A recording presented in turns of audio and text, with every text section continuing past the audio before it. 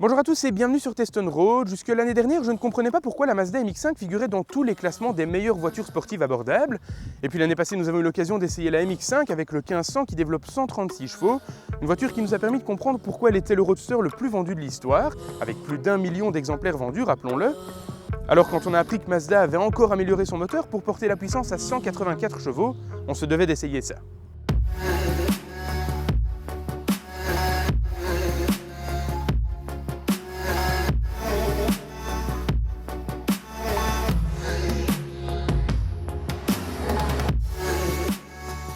Extérieurement, eh bien, on ne change pas une recette qui marche et ça les gens de chez Mazda l'ont bien compris puisque rien ne change et c'est tant mieux.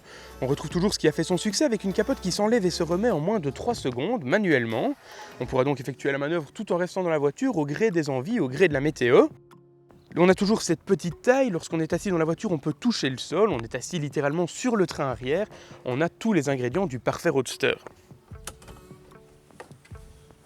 A l'intérieur, eh bien, rien ne change par rapport à l'ancienne génération, tout tombe toujours bien sous la main, on n'a évidemment pas beaucoup de rangement mais ce n'est pas le but.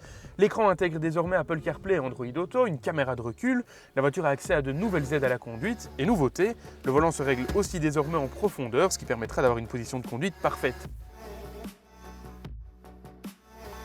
Pour ouvrir le coffre, eh bien, il faut toujours cliquer sur le bouton dissimulé juste ici.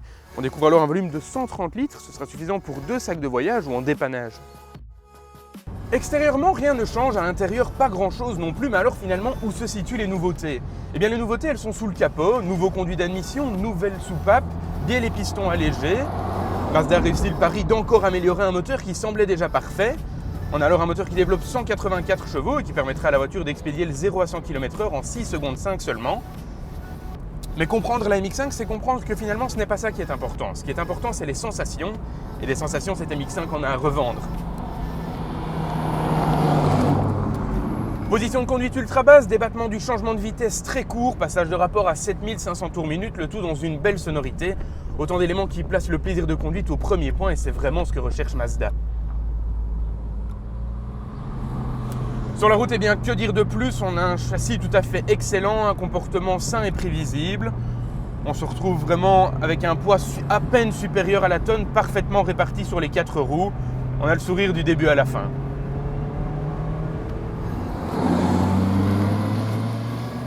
Cette version de la Mazda MX-5 est proposée à partir de 31 700 €, un prix abordable qui lui permet d'offrir certainement le meilleur rapport prix-plaisir du marché, et je pèse mes mots. En conclusion, eh bien, la Mazda MX-5 est le roadster le plus vendu au monde et ce n'est certainement pas cette version qui va inverser la tendance. On retrouve tous les éléments d'une voiture plaisir avec un moteur encore amélioré pour plus de fun. Faible consommation, faible taxe de mise en circulation, prix d'achat abordable, nous, on adore.